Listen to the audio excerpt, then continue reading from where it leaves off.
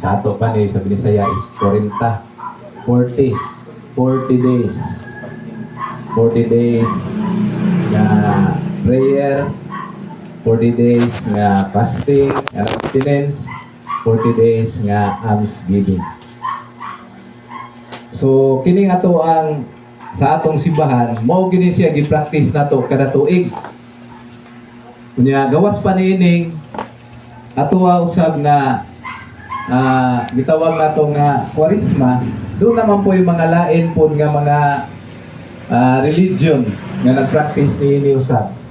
Sama niya ng mga Muslim. Di ba? Nakita na mo nga ka na magpuasa ng Muslim? Oo. Ha? Kita na. Ako kay taga-Mindanao man ko. Murag maka-experience ko sa klase sa ilahang pag-fasting, no. Kanang ilang 40 days labi na umabot ang Ramadan, kanang Ramadan nila nga adlaw. Ang ilang kinabuhi ana, naaragyan na sila sinuan.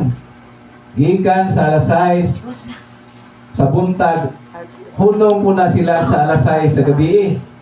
Kunya ka na mga adlaw sa ilang fasting, wala sila'y kaon ni ana.